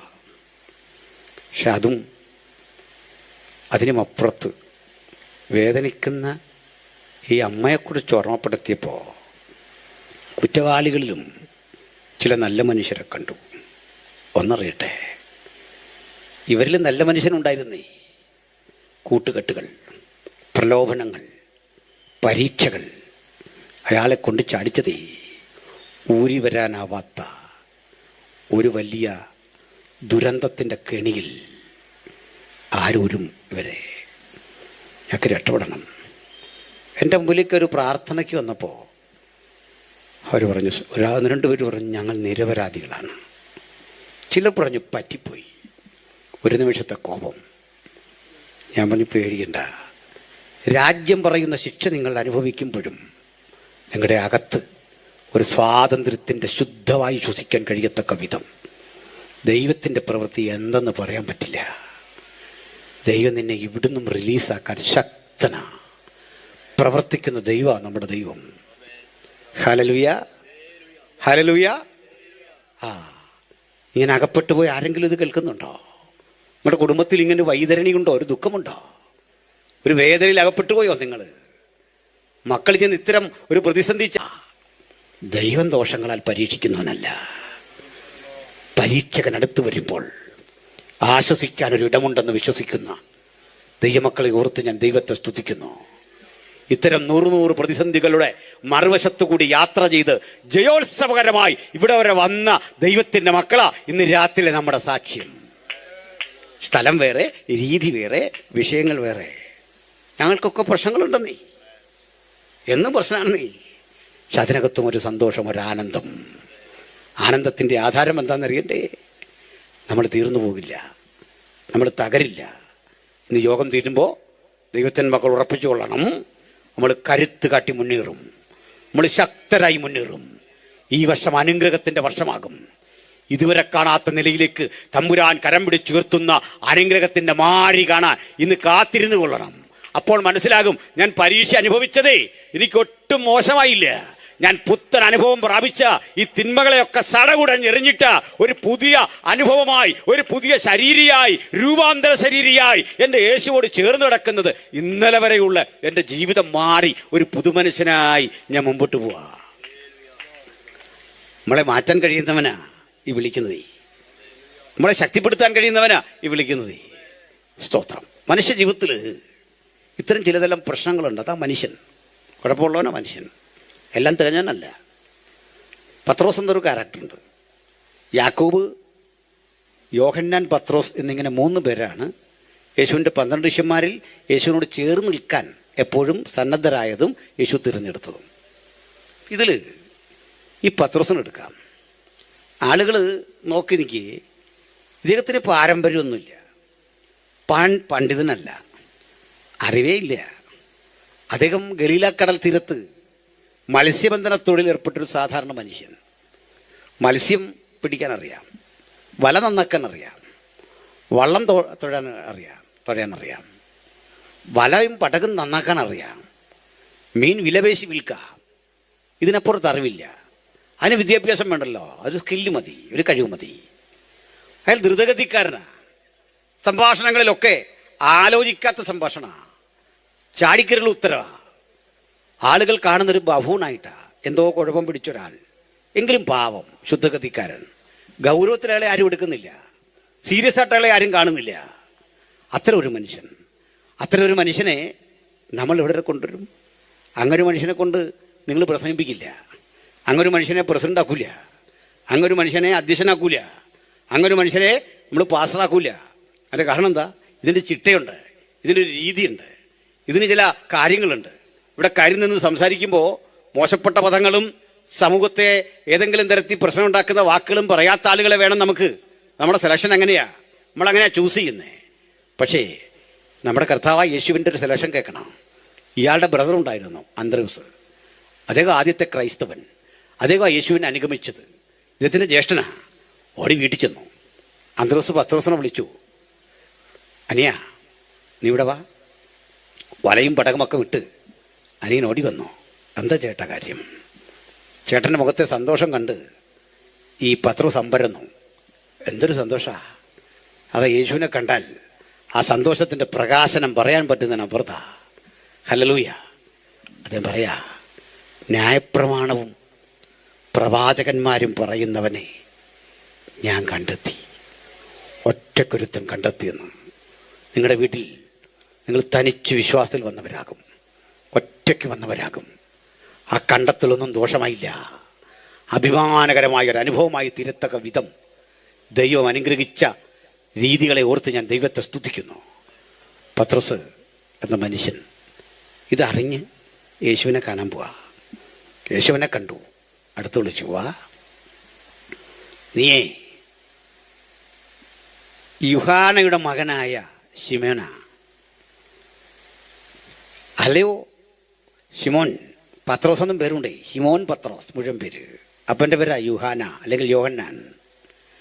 യുഹാനയുടെ മകനായ ശിമോൻ, ഞാനിന്ന് മുതൽ നിനക്കൊരു പുതിയ പേരിടാം, ഖേബ. ഉറപ്പേറിയ ദൃഢചിത്തതയുള്ളൊരു പാറ പോലെ നീ ആകും. നിന്റെ ചാഞ്ചല്യ സ്വഭാവമൊക്കെ മാറും. മനുഷ്യൻ ഇന്ന് കാണുന്ന നിന്റെ ഇമേജ് മാറും, നിന്റെ പ്രതിച്ഛായ മാറും. നാട്ടിൽ നിനക്ക് വിലയില്ല, സമൂഹം നിന്നെ അപമാനിക്കുക. അപകർഷതാബോധത്തിൻ്റെ കൂടാരമല്ലേ നീ? നിനക്കറിവില്ല, പ്രാപ്തി പോരാ, കുടുംബം പോരാ, പണമില്ല, എന്തിനു കൊള്ളാൻ തന്നെ? യൂസ്ലെസ് സമൂഹം വിളിക്കുന്ന പേര്. പക്ഷേ എനിക്ക് നിന്നെ വേണം. നിന്നെക്കൊണ്ട് ഞാൻ മഹത്തരമായ ചില പ്രവൃത്തികൾ ചെയ്യിക്കും. ആ പ്രവൃത്തികൾ ചെയ്യിക്കുക വഴി അതെനിക്ക് വേണ്ടി എന്നതിനപ്പുറത്ത് നിന്റെ രൂപം മാറും, രീതി മാറും, സ്ഥിതി മാറും. പക്ഷെ പരീക്ഷകൾ അടുത്ത് വരുമ്പോൾ പിടിച്ചു നിൽക്കാനുള്ള ഒരു സഹനത്തിന് വേണ്ടി കാത്തിരിക്കണം. പരീക്ഷ സഹിക്കുന്ന മനുഷ്യൻ ഭാഗ്യവാനാ. പത്രോസ് കടന്നുപോയി വലിയ പരിശോധനകളിൽ, പരീക്ഷകളിൽ. അത് മിക്ക പരീക്ഷയും അങ്ങനെ തോറ്റുപോയി. വെള്ളത്തിലിറങ്ങുന്ന കഥ മുതൽ നമുക്കറിയാം. തള്ളിപ്പറയുന്ന ഇടമറിയാം. തോൽവി മാത്രം. പക്ഷെ ഒരു കാര്യം, ഇത്ര തോറ്റിട്ടും വെള്ളത്തിൽ നീ ഇത് ക്രിസ്തുവാകുന്നെങ്കിൽ, യേശുവാകുന്നെങ്കിൽ, ഗുരുവാകുന്നെങ്കിൽ എന്നോട് കൂടെ അങ്ങോട്ട് നടക്കാൻ വരാൻ പറ. ഇതൊക്കെ പറഞ്ഞവനാ. ക്രിസ്തുവാണെന്നോർത്തിറങ്ങി. ക്രിസ്തുവായിരുന്നിട്ടും ചഞ്ചലപ്പെട്ടപ്പോൾ ആഴക്കടലിൽ നീ പതിച്ചു, പിടിച്ചു പൊക്കി കരയിലിട്ടു. കർത്താവ് രക്ഷിച്ചു. ഞാൻ എത്ര അനുഭവങ്ങൾ. ആരൊക്കെ നിന്നെ തള്ളിപ്പറഞ്ഞാലും ഞാൻ നിന്നെ തള്ളിപ്പറയില്ലെന്ന് തീരുമാനമെടുത്തു. ഇന്ന് കോഴി കൂവും മുമ്പ് നീ 3 വട്ടം എന്നെ തള്ളിപ്പറയും. പരീക്ഷകനെടുത്ത് വരുമ്പോഴൊക്കെ തോറ്റുപോയി. അട്ടെ, തോറ്റ് ഒരു ജയവും കിട്ടാത്ത ഒരാളെങ്കിലും വിടിപ്പുണ്ടോ? ഇടപെട്ടതെല്ലാം തോൽവി. ബിസിനസ് തോൽവിയാ, കൃഷി പരാജയമാ, കലാലയം പരാജയമാ, കുടുംബജീവിതം പരാജയമാ, തൊട്ടതൊക്കെ പരാജയം. പക്ഷെ ഒന്നുറപ്പാ, ഇന്ന് നീ ജയിക്കുന്ന രാത്രിയാ. വിശ്വസിക്കണം. ഇന്ന് നിന്റെ ജയമാ. അതിന് പ്രായം തടസ്സമല്ല, രോഗം തടസ്സമല്ല, ക്ഷീണം തടസ്സമല്ല, അവസ്ഥകൾ തടസ്സമല്ല. ഇന്ന് നീ വിജയിക്കുന്ന രാത്രി.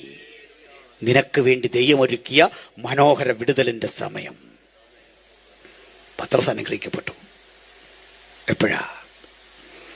തോറ്റു തുന്നമ്പാടി തകർന്നവനെ ആർക്കു വേണം? ബഹൂൻ, യൂസ്ലെസ്, മന്ദബുദ്ധി, കളിയാക്കി അപഹസിക്കപ്പെട്ടവൻ, വിഡ്ഢി. ഈ വിളികളുടെ ഇത്യാദി പാർശ്വവൽക്കരണത്തിന്റെ ശബ്ദം കേട്ട് മടുത്ത് ഒന്നും ചെയ്യാൻ കഴിയാതെ മൂലക്കൊതുങ്ങി നിൽക്കുന്നവൻ. സർവോപരി കൂട്ടുകാരുടെ കൈവിട്ടു. കാരണം യേശുവിനെ തള്ളി പറഞ്ഞു. ആവേശം കയറി നീ ഇതുവല്ലം പറയണമായിരുന്നോ? നീ മിണ്ടാൻ നിന്നാ പോരെ? ഞങ്ങളാരും മിണ്ടില്ലല്ലോ. നീയാ പറഞ്ഞേ ആരൊക്കെ തള്ളിയാലും തള്ളില്ലെന്ന് പറഞ്ഞല്ലേ? എന്തിനാ വെറുതെ ആവശ്യമില്ലാത്തതിന് പോയത്? പൊട്ടിക്കരഞ്ഞ് യേശു ഉയർത്തെഴുന്നേറ്റെന്നറിഞ്ഞിട്ടും വ്യതയോടെ വിമ്മിഷ്ടപ്പെട്ടിരിക്കുന്ന പത്രോസിൻ്റെ അരിയിലേക്ക് യേശു വന്നു. അത് കുത്തി നോക്കിക്കാനല്ല, നീ തള്ളി പറഞ്ഞ മോശമായി എന്ന് പറയാനല്ല, ഇനിയും തള്ളി പറയരുതെന്ന് പറയാനുമല്ല. നിന്നെ വിളിച്ച നാളിൽ ഞാൻ നിനക്ക് എന്ന വാഗ്ദത്തം ഇന്ന് പുറത്തെടുത്ത് നിന്നെ അനുഗ്രഹിക്കുന്ന ദിവസമാണ്. നീ അവിശ്വസ്തനായാലും എൻ്റെ വാക്ക് വിശ്വസ്തമാ. നീ കുറവുള്ളവനായാലും എൻ്റെ വാക്കുകളുടെ തൂക്കം വലുതാ. ഈ വചനം വിശ്വസിക്കുന്ന പ്രിയപ്പെട്ടവരെ ഓർത്ത് ഞാൻ ദൈവത്തെ സ്തുതിക്കുന്നു. ഇത് നിങ്ങളുള്ള ദൂത, എന്നോടുള്ള ആലോചനയാ, കടന്നു വന്ന് കേൾക്കുന്ന പ്രിയപ്പെട്ടുള്ള ആലോചനയാ. നിങ്ങൾ ആരെന്നറിഞ്ഞല്ല, ദൈവം ആരെന്നറിഞ്ഞ് അനുഗ്രഹിക്കുന്ന ദൈവം. ദൈവം ഇടപെട്ടു, കർത്താവ് ഇടപെട്ടു. അടുത്തുവാ വിളിച്ചു. കുറ്റം ചെയ്തിട്ട് നിൽക്കുന്ന കുഞ്ഞിനെ അടുത്ത് വിളിച്ച കുഞ്ഞിൻ്റെ പ്രതീക്ഷ പാപ്പ തല്ലുന്ന, അങ്ങനെയല്ലേ? അങ്ങനെയാ. ഇന്ന് അടി എനിക്ക് ഉറപ്പാ, തല്ല് കിട്ടും. വടിയൊക്കെ ഉണ്ടേ. ആരെങ്കിലൊക്കെ വിളിച്ചിട്ട് അപ്പ പറയാ, ബാ. കുഞ്ഞിനെ ആരാ വഴക്ക് പറഞ്ഞേ? അമ്മയാണോ വഴക്ക് പറഞ്ഞേ? ചേച്ചിയാണോ വഴക്ക് പറഞ്ഞേ? നമുക്ക് ചോദിക്കണമല്ലോ. കുഞ്ഞിനെ വഴക്ക് പറഞ്ഞിട്ട് ഇതാരാ? കുഞ്ഞ് പാടെ തിരിഞ്ഞു. തല്ല് പ്രതീക്ഷിച്ച് വന്ന കുഞ്ഞ് പപ്പയുടെ മാറിലേക്ക് ചാരിയപ്പോൾ പപ്പ പറയാ, കുഞ്ഞിനെ പപ്പ ഒരു ഗിഫ്റ്റ് കൊണ്ടുവന്നിട്ടുണ്ട്. ആ പെട്ടി തുറക്ക്, ആ പുതിയഴിക്ക്, അത് ഭക്ഷിക്കാനുള്ളത്, ഇത് നിനക്ക് കളിക്കാനുള്ളത്. രണ്ടും എടുത്ത് വെക്കും. കുട്ടിക്ക് ഇഷ്ടം കളിക്കാനുള്ള വസ്തുവാണ്. ഭക്ഷണം കഴിക്കുമെങ്കിലും ഈ കളിക്കോപ്പ് കണ്ടാലേ പ്രതീക്ഷകൾക്കപ്പുറത്ത് വാങ്ങിക്കൊണ്ടുവന്ന വസ്തുവിലേക്ക് അവൻ്റെ കണ്ണ് അങ്ങനെ ഉടക്കും. അവനത് വലിയ ഇഷ്ടമാണ്. അതിലേക്ക് നോക്കും. ഇതുപോലെ വഴിതെറ്റിപ്പോയ പത്രോസിനെ വിളിച്ചിട്ട് പറയാ, ബാ തൊട്ടരികെ നിൽക്ക്. ഒരു ചോദ്യം, നിനക്കെന്നെ ഇഷ്ടമാണോ? പപ്പ ഇഷ്ടമാണോ എന്ന് ചോദിക്കേണ്ട ചോദ്യമില്ല. പപ്പ ഇഷ്ടാ. ഒന്നുകൂടെ പറ, നീ എന്നെ സ്നേഹിക്കുന്നു? യേശുവിൻ്റെ ചോദ്യ. വേദനിക്കുന്ന പ്രിയപ്പെട്ടവരെ, തമ്പുരാൻ എന്ന് ചോദിക്കുക, നീ എന്നെ സ്നേഹിക്കുന്നോ? ഒരു ഉത്തരം കൊടുക്കാമായിരിക്കുന്ന ഇരിപ്പിൽ ഹൃദയത്തിൽ നിന്നൊരു ഉത്തരം വരട്ടെ. ഹൃദയത്തിൽ തട്ടുന്ന ഉത്തരം, ഓ കർത്താവേ, ഞാൻ നിന്നെ സ്നേഹിക്കുന്നു, ഞാൻ നിന്നെ സ്നേഹിക്കുന്നു. 3 വട്ടമാണ് ചോദിക്കുന്നത്. നിന്നെ 3 വട്ടം ചോദിച്ചെന്നറിയണ്ടേ? നീ 3 വട്ടം തോറ്റെങ്കിൽ ഈ ജയ എൻ്റെ ദാനമാണ്. ഇത് ഒരുത്തനും പിടിച്ചു മേടിക്കാൻ കഴിയില്ല. നിന്റെ വിലാസം മാറുക, നിന്റെ സ്ഥിതി മാറുക. ഇന്നലെ വരെ പരിഹസിക്കപ്പെട്ട മണ്ണിലൂടെ ജയാളിയായി പോകാൻ ഈ വചനം നിന്റെ ബലമാ, ഈ പുസ്തകം നിന്റെ ബലമാ, ഈ വാഗ്ദത്തം നിന്റെ ബലമാ. തോറ്റു തുന്നം പാടിയെടുത്ത് വിജയിപ്പിക്കുന്ന മാസ്മരിക ശക്തിയുടെ പ്രദർശനശാലയാ ഈ പുസ്തകം.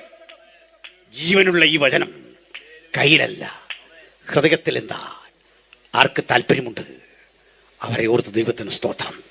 കർത്താവ് ഇന്ന് രാത്രി തൊടട്ടെ. കർത്താവ് കെട്ടുകളെ മുഴുവൻ അഴിക്കട്ടെ. കർത്താവ് ബന്ധനങ്ങളെ മുഴുവൻ ഭസ്മീകരിക്കട്ടെ. ഞങ്ങൾ പ്രാർത്ഥിക്കാൻ പോവുകയാണ്, നിങ്ങൾക്കായി പ്രാർത്ഥിക്കാൻ പോവുകയാണ്. പ്രിയപ്പെട്ടവരെ, ഒരു വേള കണ്ണുകൾ അടയ്ക്കണം. നിങ്ങൾക്ക് വേണ്ടി പ്രാർത്ഥിക്കാൻ പോവുകയാണ്. ആരും യോഗം തീരാതെ പോകരുത്.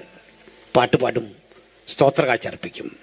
അതിനു മുമ്പ് ഒരു പ്രാർത്ഥന വേള. നിങ്ങൾക്ക് വേണ്ടി വെറുതിരിക്കുന്ന അനുപമമായ ഒരു പ്രാർത്ഥനയുടെ ഘട്ടം. ബാധിക്കപ്പെട്ടിരിക്കും നിങ്ങൾ, ബന്ധനസ്ഥനാണ് നിങ്ങൾ, നിരാശയ്ക്ക് അടിമപ്പെട്ട നിങ്ങൾ, മദ്യത്തിന് അടിമപ്പെട്ടവർ വീട്ടിലുണ്ടോ, കേസിൽ പ്രതിയായ കുഞ്ഞുങ്ങളുണ്ടോ, പരാജയത്തിൻ്റെ പടിവാതിലെത്തി നിൽക്കുകയാണോ? പരീക്ഷ സഹിക്കുന്നതിനൊക്കെ ഒരു ജീവകിരീടം, ഒരാശ്വാസ കിരീടം, ഒരു വിടുതലിന് സന്ദർഭം തമ്പുരാൻ വച്ചിരിക്കുന്നു. കേട്ട വചനത്തിൻ്റെ അടിസ്ഥാനത്തിൽ എനിക്കായി ഒന്ന് പ്രാർത്ഥിക്കണം. എനിക്ക് വേണ്ടി ഒന്ന് പ്രാർത്ഥിക്കണം. അല്ല, എൻ്റെ കുഞ്ഞിന് വേണ്ടി പ്രാർത്ഥിക്കണം. എൻ്റെ കുടുംബത്തിന് വേണ്ടി പ്രാർത്ഥിക്കണം. തീർച്ചയായും ഈ പ്രാർത്ഥന ഒരു വിടുതലാണെന്ന് ഞാൻ വിശ്വസിക്കുന്നു. എനിക്ക് യേശുവിനെ അനുഗമിക്കണം, യേശുവിൻ പൈതലാകണം. എൻ്റെ കുടുംബത്തെ ഗ്രസിച്ചിരിക്കുന്ന ഇരുട്ട് മുഴുവൻ മാറണം, അപമാനം മുഴുവൻ മാറണം. ഭാഗികമല്ല, കുറച്ചല്ല, സമ്പൂർണ്ണ വിടുതൽ എനിക്ക് വേണം. നാളെ യോഗമുണ്ട്, നാളത്തേക്ക് മാറ്റിവെക്കരുത്. ഇന്ന് രാത്രി വിടുതലായി. ഇന്ന് രാത്രി അഭിഷിക്തന്മാരാ ഞങ്ങൾ ഒരുമിച്ച് ദൂത് പറയുക, ഇന്ന് രാത്രി വിടുതല. ഹല്ലേലൂയ. നിരവധി നാളുകൾ പ്രാർത്ഥിച്ചൊരുങ്ങിയ ഒരു ആലോചനയും ഒരു ജനവുമായി ഇന്ന് വിടുള്ളത്. ഇന്ന് വിടുതലയക്കുന്ന ദൈവം. ആർക്കാഗ്രഹമുണ്ട്? എനിക്കായിട്ടൊന്ന് പ്രാർത്ഥിക്കണം. അവർക്ക് മാത്രം കരമുയർത്താം. ഞങ്ങൾ നിങ്ങൾക്ക് വേണ്ടി പ്രാർത്ഥിക്കും. പ്രാർത്ഥന ആവശ്യമുള്ള ചില കരമുയർത്തുന്നു. ഒരു മാതാവ് കരമുയർത്തുന്നു. ചില ചെറുപ്പക്കാർ കരമുയർത്തുന്നു. ഒരു പിതാവ് കരമുയർത്തുന്നു. വീണ്ടും ഒരു പിതാവ് കരമുയർത്തുന്നു. ചില സുഹൃത്തുക്കൾ കരമുയർത്തുന്നു. സഹോദരിമാർ കരമുയർത്തുന്നു. കരങ്ങളെ താഴ്ത്തിയട്ടെ. ഇനിയും ഞങ്ങളുടെ ശ്രദ്ധയിൽപ്പെടാതെ, ഞങ്ങളുടെ ദൃഷ്ടിയിൽപ്പെടാതെ ശാന്തമായി കേട്ട ഈ വചനം വഴിയോരത്ത് നിൽക്കുന്ന നിങ്ങൾക്ക് പ്രയോജനപ്രദമായെങ്കിൽ കരമുയർത്തുകയല്ല, ആ കരം നിങ്ങളുടെ നെഞ്ചിലേക്ക് ചേർത്ത് വെച്ചാട്ടെ. വഴിയോരത്ത് ഈ ശബ്ദം കേട്ടിട്ട് എനിക്ക് പ്രസംഗനെ കാണാൻ വയ്യ, ഞാൻ വേദിയിൽ നിന്ന് ദൂരെയാ, പക്ഷെ ഞാൻ വചനം കേട്ടു. നിങ്ങളുടെ നെഞ്ചിലേക്ക് ചേർത്ത് വെച്ചട്ടെ.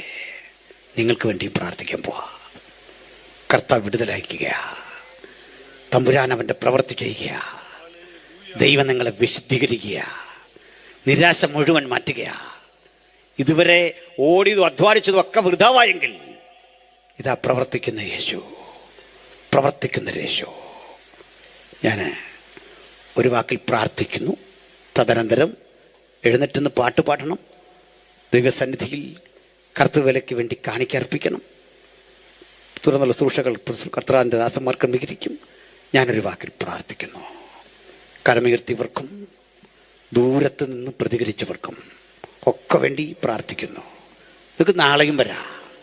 കർത്തൃദാസന്മാരെ സന്ധിക്കുക. നിങ്ങളുടെ വേദനകളിൽ അവർ പക്ഷം ചേർന്ന് പ്രാർത്ഥിക്കും.